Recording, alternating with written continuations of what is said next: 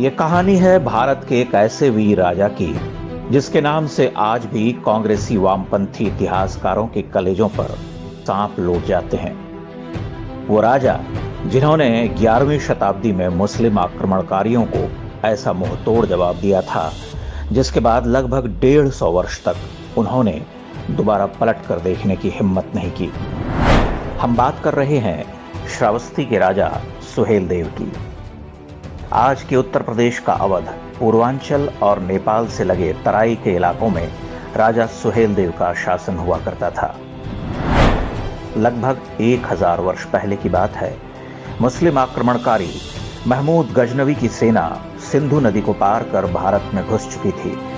गजनवी के भतीजे सैयद सालार मसूद गाजी के नेतृत्व में एक बड़ी सेना तेजी से पूरब की तरफ बढ़ रही थी। सालार मसूद मोहम्मद गजनवी का सबसे खूंखार सेनापति माना जाता था। ये वो दौर था जब भारत के अलग अलग इलाकों में कई राजाओं का शासन हुआ करता था। महमूद गजनवी से मुकाबले के लिए 17 से अधिक राजाओं ने मिलकर एक संघ बनाया जिसका नेतृत्व सौंपा गया श्रावस्ती के राजा सुहेलदेव को। 13 जून वर्ष 1033 को सालार मसूद ने लाखों सैनिकों के साथ आक्रमण किया। राजा सुहेलदेव की सेना के साथ बहराइच में चित्तौरा झील के पास भीषण युद्ध हुआ। कहते हैं इस युद्ध में मात्र 2 दिन के अंदर गजनवी की सेना के अधिकांश सैनिक काट डाले गए।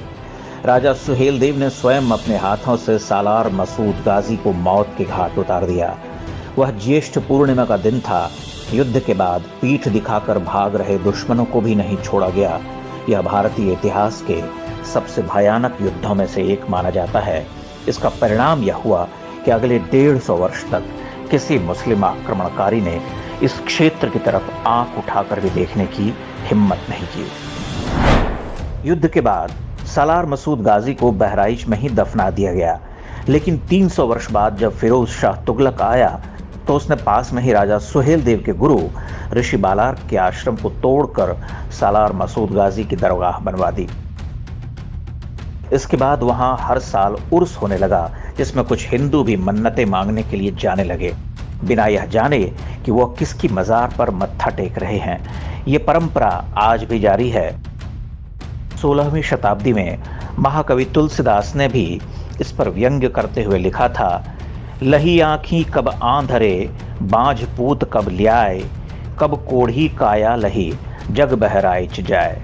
अर्थात पता नहीं कब किस अंधे को आंख मिली, पता नहीं कब किसी बांझ को पुत्र हुआ, पता नहीं कब किसी कोढ़ी की काया निखरी, लेकिन फिर भी लोग बहराइच जाते हैं। उस दौर के मुगल शासकों ने सुहेलदेव के वंशजों से हमेशा दुश्मनी निकाली।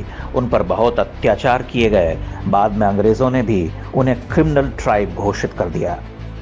आजादी के बाद जिन कांग्रेसियों और वामपंथियों ने देश का इतिहास लिखा, उन्होंने भी राजा सुहेलदेव से बदला लेना जारी रखा और उनका नाम ही इतिहास के पन्नों से मिटा दिया। हालांकि वो राजा सुहेलदेव को लोक स्मृतियों से नहीं मिटा पाए। पूर्वी उत्तर प्रदेश के इलाकों में सुहेलदेव की वीरता के किस्से आज भी लोकगीतों और लोक कथाओं के रूप में सुने सुनाए जाते हैं। अरे गायों का सेना आगे, हर कई के छाल करिया करन समरिया। प्रधानमंत्री नरेंद्र मोदी के सत्ता में आने के बाद पहली बार राजा सुहेलदेव को पहचान दिलाने का प्रयास शुरू हुआ। उनके नाम पर एक ट्रेन चलाई गई और एक डाक टिकट भी जारी किया गया। प्रधानमंत्री मोदी और मुख्यमंत्री योगी आदित्यनाथ ने पिछले दिनों बहराइच में राजा सुहेलदेव की स्मारक की आधारशिला रखी है। मात्र 2 लोग बचे थे। प्रसिद्ध लेखक अमीश त्रिपाठी ने इस युद्ध पर बैटल ऑफ बहराइच नाम से पुस्तक लिखी है। अभिनेता अजय देवगन इसी पुस्तक की कहानी के आधार पर एक फिल्म भी बना रहे हैं। भारतीय इतिहास से राजा सुहेलदेव की कहानी को एक सोचे समझे षड्यंत्र के तहत हटाया गया था। उनकी कहानी उन ढेरों झूठों को ध्वस्त करती है जिनके जरिए आज भारतीय समाज में दरार डालने की कोशिश होती रहती है। इस कहानी से पता चलता है कि मुगलों और अंग्रेजों से पहले के भारत में जाति के आधार पर भेदभाव का कोई स्थान नहीं था।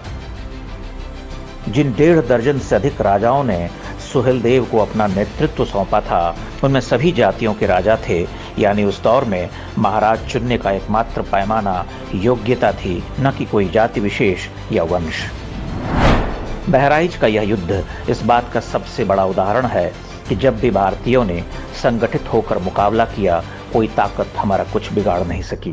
राजा सुहेलदेव की युद्ध नीति बताती है कि विधर्मी शत्रुओं पर कभी दया नहीं करनी चाहिए, उन्हें बेरहमी के साथ खत्म करना चाहिए, वरना वो लौटकर फिर से हमले करते हैं।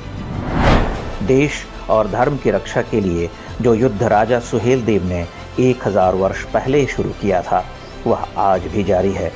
सालार मसूद गाजी की अवैध औलादें आज भी हमारे बीच में हैं और हमारी एकता को तोड़ने के लिए षड्यंत्र रचती रहती हैं।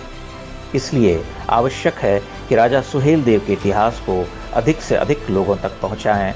लोग असली इतिहास जानेंगे तो गजनवी और गाजियों के मंसूबे कभी सफल नहीं होने पाएंगे।